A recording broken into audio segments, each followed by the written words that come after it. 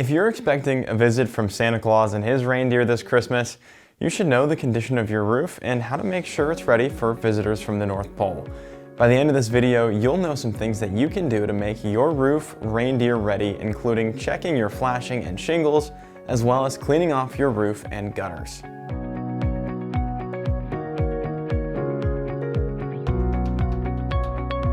One of the first steps you can take to make sure your roof is Santa safe is to check the flashing around your chimney and in other areas of your roof.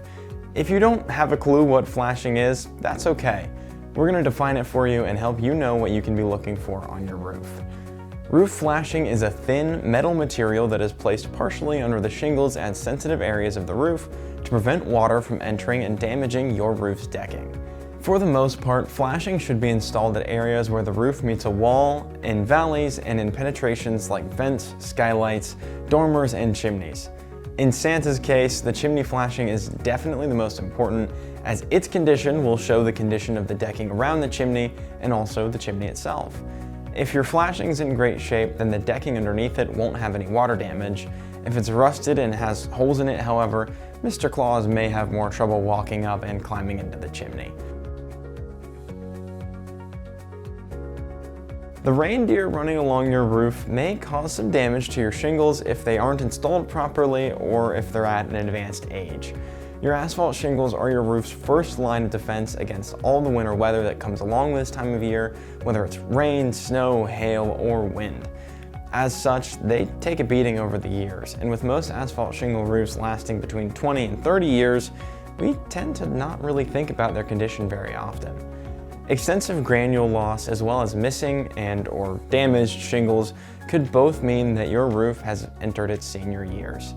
If you notice a small area of missing shingles, you may want to call a roofing contractor out to inspect it, as depending on how the roof is worn in other areas, you may be able to get that patched and extend your roof's life for several years. If you're seeing more widespread granule loss, that may be a better indicator that your roof needs a replacement. Last but certainly not least, you need to make sure your roof and gutters are clear of any debris like leaves, tree branches, and pine needles. These kinds of materials fall from trees around your property, and once they find their way into your roof, they can clump and trap water. That will wear down your shingles, and that water may find its way into your roof decking. Now, if those things get in your gutters, look out. They can clog it up, causing water to back up onto your roof and even spill over the sides, muddying the ground below and weakening your home's foundation. That's even before mentioning the safety hazards that debris on your roof cause for those on top of it, especially Santa and the reindeer, who need to land and take off at high speeds. If they land on a patch of wet leaves, that could spell trouble for old Saint Nick. The best things that you can do to help out here is to clean your gutters and get all the leaves off your roof if you're able. That way you provide a safe landing spot for the sleigh, and you can keep your roof in better shape for the long run. Of course, no visit from Santa Claus is complete without his milk and cookies. Make sure to set out a glass of milk and some kind of cookie the night before. Traditionally, Claus has preferred the fresh baked chocolate chip, but we've heard that any cookie will do.